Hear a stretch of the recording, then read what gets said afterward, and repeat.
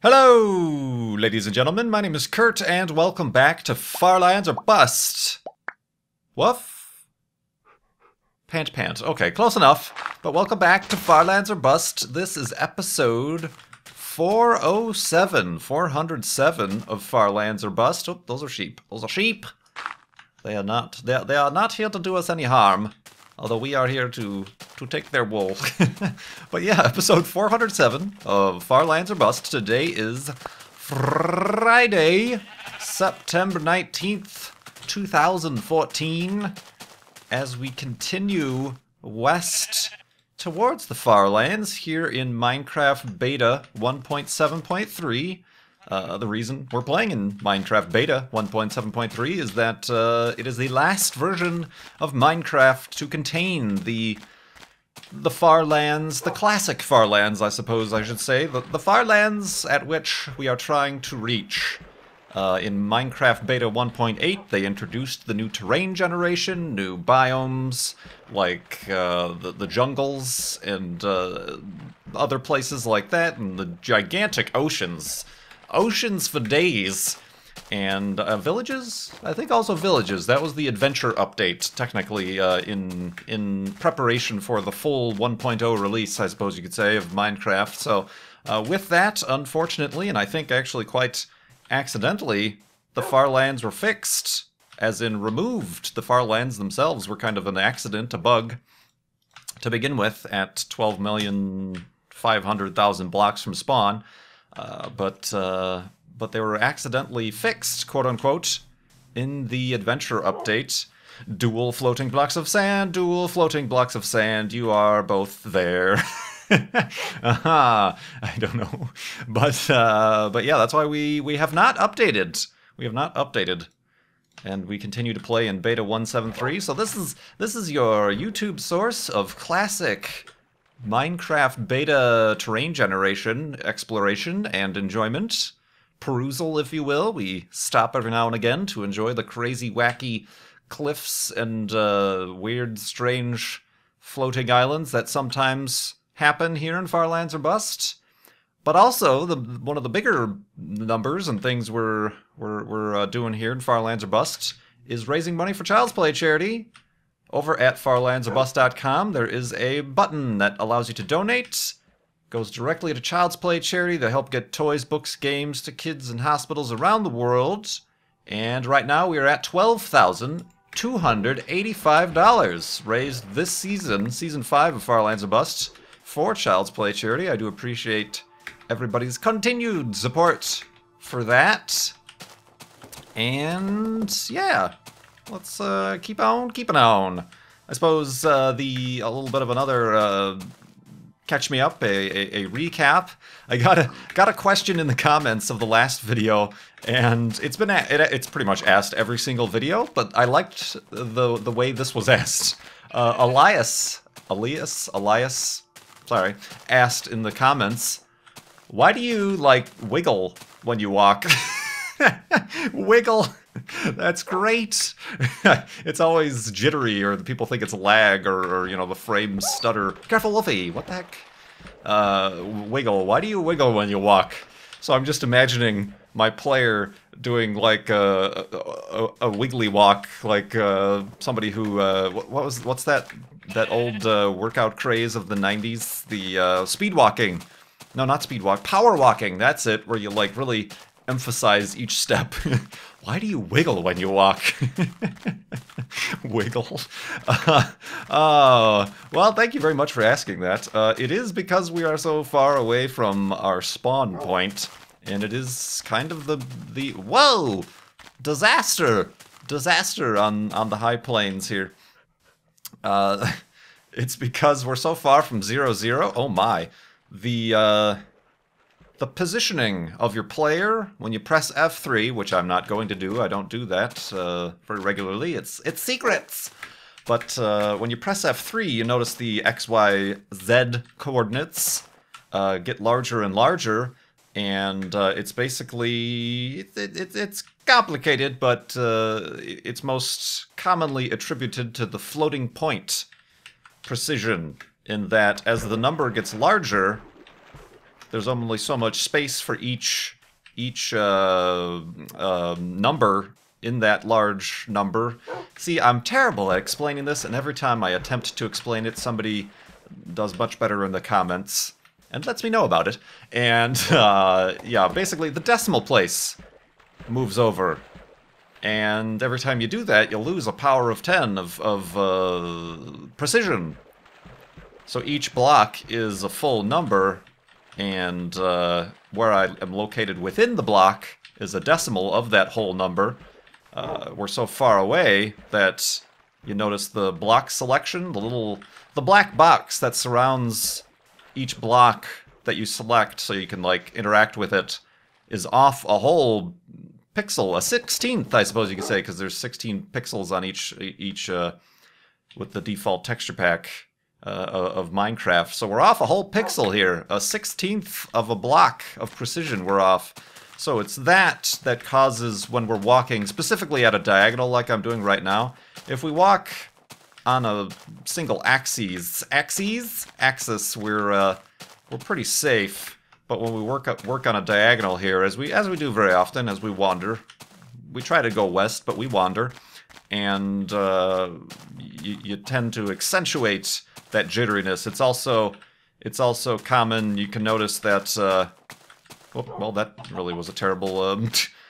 Yeah, let's look at the chickens. The chickens don't wobble, but the terrain underneath them does. That's because they're entities, and they are not actually part of the terrain that are locked to that precision point, floating point, error, precision, 32, 8-bit thingamabob, mathematics. Mathematics! I did terrible at math in school, so I'm not the best at explaining these things. But yeah, I mean, speaking of the Minecraft Beta 173 terrain generation, these awesome, just rolling hills, they just seem massive. Even that one over there, I like the way that looks. That's like a very natural looking hilltop right there. And of course, it's been absolutely blasted in half. So you can start to theorize some sort of perhaps there was a volcanic. This is volcanic mountains, and there was a lava tube came through here, and that's what caused this erosion, or perhaps some sort of water or glacier activity. But I do like the way this mountain looks. This hill, it's a nice natural looking peak that you tend to, yeah, I like that a lot. That's a nice mountain. See, this is the point where we get out the old we get out the camera and we do a nice little panoramic here. Panoramic. Boop. Boop. There we go. Look at the screen. Boop. Boop. Boop. Very nice. Oh, there's another mountain over there. Okay, 360. This has turned into a 360 panorama. I don't know where or if I'm going to post this. I'm probably going to forget. But we've done many a 360 panoramas, and now you can see at exactly what time I'm recording this. Very cool, and there are different animals frolicking atop the mountain. It's Wiggle Mountain, everybody. Wiggle Mountain. I have thusly declared it. Mount Wiggle. So yeah, let's continue on here. I do have, as the sun sets, a launch alert. Launch alert. That is to say, a space launch alert. The SpaceX Falcon 9 with a Dragon capsule headed for the International Space Station is going to, right now is scheduled, yeah, look at this cool place, is scheduled to launch tomorrow, Saturday the 20th at 2:16 a.m. So technically late tonight, but 2:16 a.m. Eastern Time, which is 6:16 UTC, Universal Time. So very, very early in the morning, or very, very late at night. That's like midnight. 12:16. Well, actually, that's 11:16 Pacific Time. For those of you on the West Coast, is a rocket launch headed to the International Space Station. This was the one that I mentioned a while ago that was taking applications for a NASA social, and actually today, Friday, is the first day of the NASA social, and they're showing pictures on Twitter. If you search the NASA social hashtag, I don't know, you don't need to sit. You search the NASA social hashtag, and you know they're taking the tours of Kennedy Space Center. It's launching from Florida. That's why it's East Coast time. Launching from Florida, Cape Canaveral, right there near Kennedy Space Center, just outside of Orlando on the east coast of Florida. A lot of pictures showing up. They're taking tours. There's a big, I guess they got to see a Delta 5 Heavy, which is the 3 Delta 5s stacked together, kind of cool on its side for a future launch. And yeah, they're going to be up late, hoping to watch a Falcon 9 launch from SpaceX. So yeah, that's happening tonight. And on board, headed to the space station, is the first 3D printer going to space, to the International Space Station. So cool stuff. Check that out if you are up that late. Let's go to sleep. Speaking of being up late. And awakeness. Moo to you too, sir. Moo to you too. Is there anybody hiding underneath? Okay, just the cow. Oh, that's right. The hostile mobs can't spawn within 16 or 8 blocks of the player anyway, so... Continuing onward, continuing westward here. It is Friday, so it's kind of what I've unofficially deemed to be Fan Friday, in that I try to answer as many questions as I possibly can. I went a little bit of a different route here today, and I right before I started playing, about an hour before I started recording here, I posted up to my patrons on Patreon to ask me some questions, trying to mix it up, get some fresh blood into the questionnaire thing here, and got a whole bunch. These will last me a while here. I'll mix it up between these and the few I have from Child's Play charity donors. But got a question from Zach on Patreon. How is your beard growing? Well, I would have to look up how beards grow scientifically. No, how is the beard growing? Yes, I do have a beard. I had a beard at the last Minecon, I suppose people said, but it's probably about 2 or 3 times as long as it was back then. I actually, you know, I shaved it off, I buzzed it down, and it's actually been since, I think since May, I haven't changed it. Like, I haven't shaved or trimmed it dramatically. I've trimmed it so I don't look like a homeless person, but, so yeah, since May, since I got back from my trip to Portland, my vacacione to Portland, that I was just inspired by all the hipsters out there. No, so yeah, the beard is growing quite thusly. I'm giving Vintage Beef a run for his money on the beard department, and yeah, I'm trying to, I don't know, just trying to see how long, you know, it's one of these things. Well, I might as well do it now. You know, I might as well just say nuts to it and just see how long I can grow a beard before people start giving me weird looks. And they gave me weird looks anyway. But so yeah, I'm gonna be going for the goal is to go for the Scroobius Pip beard. I don't know, for those of you who know your UK hip hop, Scroobius Pip is an artist who has a pretty magnificent long beard, and I feel like I might be able to pull that off. So yeah, going for the Scroobius Pip beard. Not anywhere there yet. I'm quite a little bit surprised that mine has turned out to be my beard. My facial follicles, whence they get a certain length, are wavy. So I'm not sure where, it's not curly, but wavy. Like there's a definite wave length going on here. So I'm gonna be keeping an eye on that.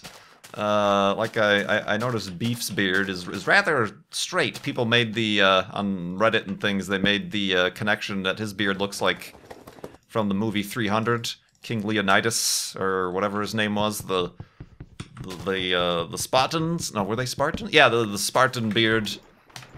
Mine is not that. Like I would need to get some sort of hair straightener, or what are those things called? They look like little flat pinchers. The irons, flat irons. Is that what they're called? I don't know. I'm not not a hairstylist or anything, but obviously, as the Jason Statham incentive continues, still got the buzz cut. So, shaved head, but a big giant beard. That's what you have to look forward to when I launch the vlog channel. So, oh, people are gonna be like, oh god, no, take it back, we don't want the vlog channel anymore. So yeah, that's how the beard goes. That is how the beard goes indeed. And, what did you ask? Zach also asked, how did you meet Mr. Gavin Free? Gavin from the Slow-Mo Guys, most famously, but also Rooster Teeth. Part of the Rooster Teeth team. It was actually he who, way back in the day, very early on in the Far Lands Bust history, like before I even had 5,000 subscribers or something like that, he liked and subscribed and actually posted, I think I'm still there, in the recommended channels on Slow-Mo Guys, Far Lands or Bust. And I started getting a bunch of people saying, oh, I heard about you from, you know, on the Slow-Mo Guys channel, It was back in the day when YouTube was far better at the whole social aspect of their website, and it was actually like a very sizable thing to be featured in somebody's subscription box, especially somebody like Slow-Mo Guys, who at the time maybe were reaching into the 500,000 subscribers, million subscribers mark, so a pretty substantial channel. You know, it was back when there was the big box for box thing. You would always get spam in your email, people wanting to trade. Oh, I'll feature you in my subscription box if you feature me. So yeah, that's, you know, I saw that and I'm like, oh, you know, I sent a message to him. Oh, thanks for featuring the channel. I've actually heard of yours because a few of his slow-mo videos went pretty viral on the webs. They were featured throughout. So yeah, that's pretty much where I met, and then I invited him to the... Was he at... I don't know if he was at... Gosh, I'll have to look at it. I downloaded it. It might have been already deleted from Twitch, but I downloaded the archive of the first Flobathon. I am still deciding on whether or not I want to edit that together and post it to YouTube for archival purposes, because it literally is like running at 3 frames per second, and it's a slideshow. But I know we had Ko. That was the first time I talked to Co-Star, was during the first Flobathon. But I can't remember if we had Gavin. I know he was at the second one and the third one, but this last one he was unable to make it to. So I think he was? No, I don't know. I don't remember. But regardless, yeah, that's how I met Gavin. And for the first time, actually, we met at, not this past one, but the previous 2013 PAX Prime, very briefly. There's very little time. You think you're going to go to these conventions and be able to hang out with all these awesome internet friends that you've made, but you get, like, literally... about 6 minutes passing in the halls. Oh, hey, how, this, that, the other. Okay, bye. I'll not see you again for the rest of the weekend because everybody's so busy. Especially someone, you know, Rooster Teeth had a whole booth and panels and crazy stuff like that. So yeah, that's how I met the old Gavin Free. The old Gavin Free. Let's see here, another question from patron Cataratic. What kind of coffee are you drinking? I am back on the Intelligentsia. I had been kind of skipping around different... There are a lot, I was surprised. There are a lot of local Chicago-based coffee roasters, although I'm sure... I'm sure a lot of major cities probably have their fair share of now... hip. It's the in thing is to have a local coffee roaster, but Intelligentsia is the big one from Chicago, and I've been trying out other roasters. One's Bow Truss is another one. Gaslight Coffee, Metropolis. Oh, there's one I'm forgetting. Anyway, yeah, just search Chicago coffee roasters and you'll come up with a list on Google. But I'm back to Intelligentsia. They had a pretty good deal, I think, going on throughout September, is if you include tea, an order of tea in your order, then you'll get free shipping. And I got like black tea, which was like $7, and shipping would have been $7 anyway. So it's okay. Throw in a free bag set of tea, either loose leaf tea or tea bags or whatever. So yeah, I got a couple. I got one of their blends, the frequency blend, and a single origin coffee from Mexico. Both pretty good. Both pretty good. Yeah, I've been doing the back on the intelligentsia is what I'm doing. Are you interested? Continues to ask. Are you interested in trying coffee from other places in Illinois other than just Chicago? I'm not sure that there are many. I mean, usually they tend to organize themselves around a rather major hub like Chicago. So I don't know that there are any like. Are there St. Louis coffee shop or coffee roasters, or and it's also a matter of freshness, just the same as I know there are a lot of coffee roasters on the West Coast and the Northwest coast, Seattle, Portland, stuff like that. The fact that it has to be shipped from there. Careful, Wolfie. That was kind of my fault. I knew that was a big cliff, and I still went down it. Woof. Yeah, I know. Blame old KurtJMac. But yeah, I don't do that simply because it'll take like 3 or 4 days for it to ship and get to me. And you generally, the reason you order from an intelligentsia or a local or, a coffee roaster, an independent coffee roaster, is because you make your order and then they roast it. Like the roast date on the bag of coffee is like, oh, like this was roasted 2 days ago. As opposed to if you were to order it from somewhere far away in a galaxy long time ago, it would still be better than buying off the shelf at a grocery store a couple weeks to months or unknown roast date. But that's kind of the reason why I shop locally. Bing! I don't know what the bing was for, but that was just, I was expecting like that was my tagline or some sort of trademark. Shop locally. Oakley dokley. Let's go to sleep.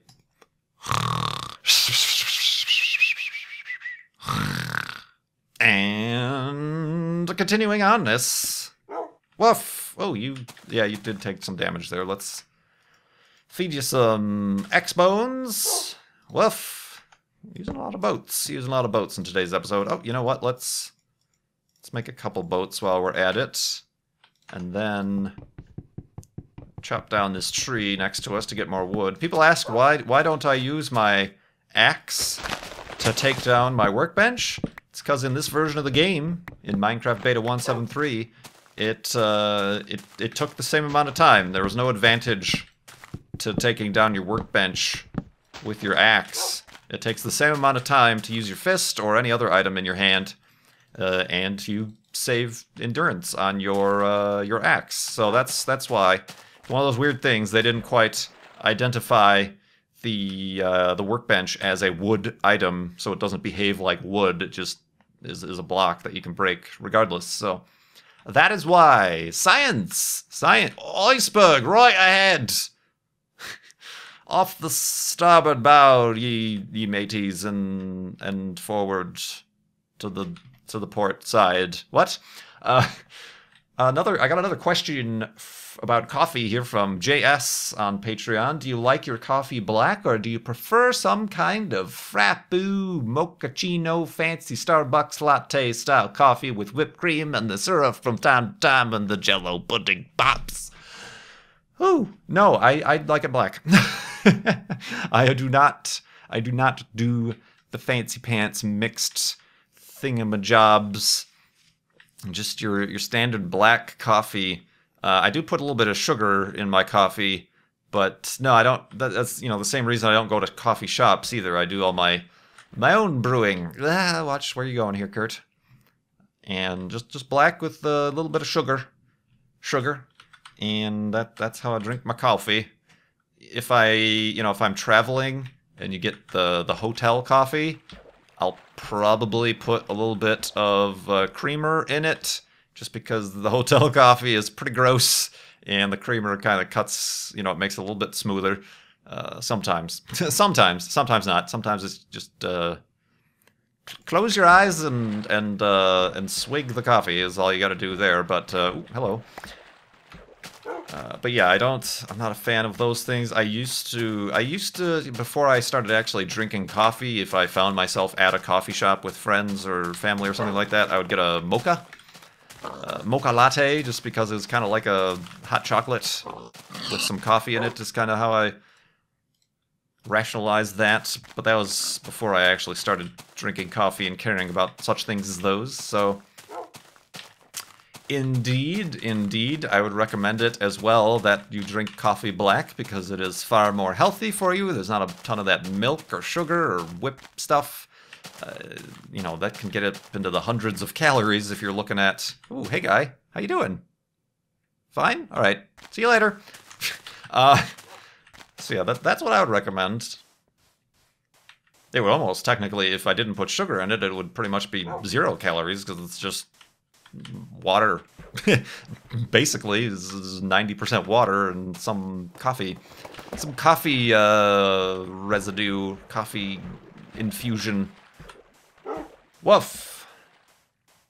Let's see here. Have you considered, from Kieran on Patreon, have you considered making educational videos about astronomy and science? Yes, and I did that for a bit, but I haven't in a while. It's kind of stressful to do so. If you look back, actually on my homepage, not on my homepage, but on my YouTube page, there's a section that lists all my Space Engine, where I talk about science, astronomy news, but I use Space Engine, or even Stellarium. I had a plan to do like a monthly, like, this is what's in the sky for astronomy this month. It's a little bit stressful. There are a bunch of other, well, I don't know about a bunch, but there are other channels on YouTube that aren't gaming channels, but they specifically deal with astronomy and what's up in the sky. And they definitely have more experience in that sort of thing. So you're kind of, I'm a bit self-conscious about that, about getting information wrong, about maybe not knowing 100% about what I'm talking about. So I've considered it. I've done it a few times. I don't know if my... Whoop, there that goes. I don't know if my goal was to be educational or just to, like, show cool stuff in Space Engine. But yeah, I go back and forth about that. I mean, certainly you look at more heavily produced educational videos, like from SciShow, and now there's SciShow Space, which is... kind of part of the whole Vlogbrothers conglomerate of videos, and even also, you know, the Brain Scoop is more about biology and museum studies. There's also different psychology, and there's even one called How to Adult, I think, is also...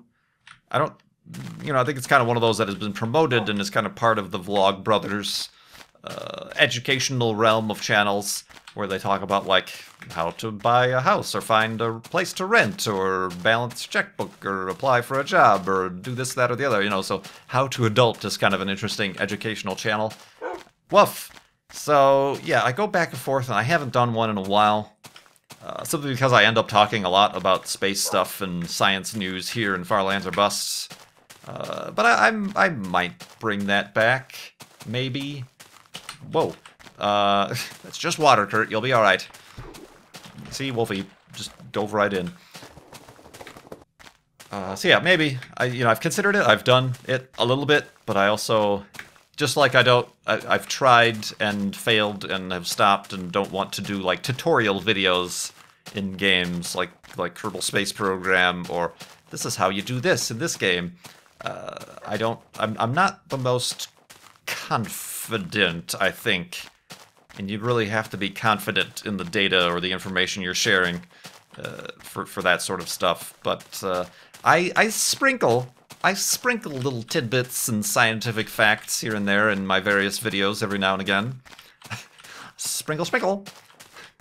I wiggle them in. Wiggle! It's the word of the day. Pee Wee Herman? The word? Oh, never mind. Let's see. Oh, Kieran also asked, has your necessity for gluten-free food come of any new discoveries? Or, like, have I, like, New foods, I'm assuming, is what they're asking. Not really. I mean, it's really just a case of either replacing, like, normal bread with gluten-free bread, blah, blah, replacing normal pasta with gluten-free pasta, like corn or rice-based pasta. So I can't say I've made any, revelations have come from the restriction of gluten-free food for my turbulent dietary reasons. I'm gluten-free. Although yesterday I did get Illuminati's pizza. They do have gluten-free crust, which is magnificent. It's not the same as their pan pizza, their deep dish pan pizza. It's never going to be quite like that, but at least it's Illuminati's pizza. Illuminati's. Homer Simpson. So yeah, I can't say I've made any. Watson, I've discovered it. What is it? Watson, the Edison. What? Eureka! That's the word I was looking for. That's something entirely different. That's the wasn't that the water displacement thing with what's his name? Anyway, see, that's why I don't talk about science or educational things. Whoa, boop, wolves or wolf. I know. I pointed them out to you. Oh, let's see. The sun is setting.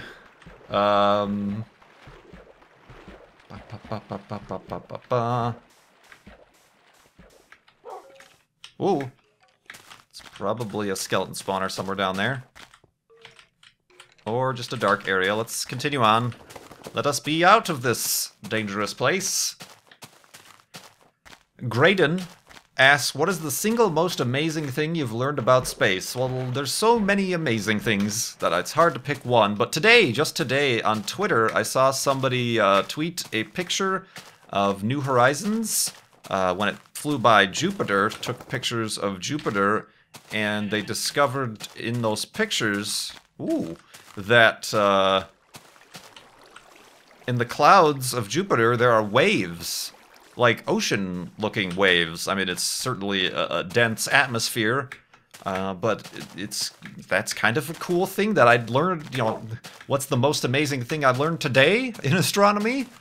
That the surface, quote-unquote, the surface of Jupiter's clouds have waves like an ocean. And that is absolutely crazy. It's a very, look at my Twitter, twitter.com/KurtJMac, to see that retweet in that picture. That's pretty crazy to think about. They're obviously not the same composition, not the same clouds that we think of here on Earth. So that's, I mean, I suppose you could say if you looked at Earth any particular day at a cloudy area, there are certain cloud formations that appear to have waves. The different types of clouds and air currents cause that. But it's very cool to see that on another planet, on a completely different planet, Jupiter of, oh, I hear skeletons. Dang it. All these places are no good. They're no good. All right, here we go. Bye to you too, sir. Bye to you too. All right, Wolfie. Wolfie. Oh, there you are. Have a seat. Very nice. All right, Wolfie, we will see you in the morning. And let's fully expand this end of the episode hidey hole. But yeah, thank you everybody. Whoops. Nope, that ain't gonna work. Oh god, what am I doing? Thank you everybody for following along here. Oh dang it. On episode 407 of Far Lands or Bust. And the people at Patreon for giving me some questions to answer here on Fan Friday, sort of, whatever I want to call it. And keep going to farlandsorbust.com and keep donating to Child's Play charity. And as usual, when you leave a question there in the comments field, I will add it to the list as well, and hopefully get to it in an episode eventually here. Let's do that. What else do we need to do? We got a boat. So we'll be fine. So let's break the workbench with our fists as we do. And yeah, everybody have a good weekend. We'll see you again on Monday. My name is Kurt. Thanks so much for watching. I will see you next time.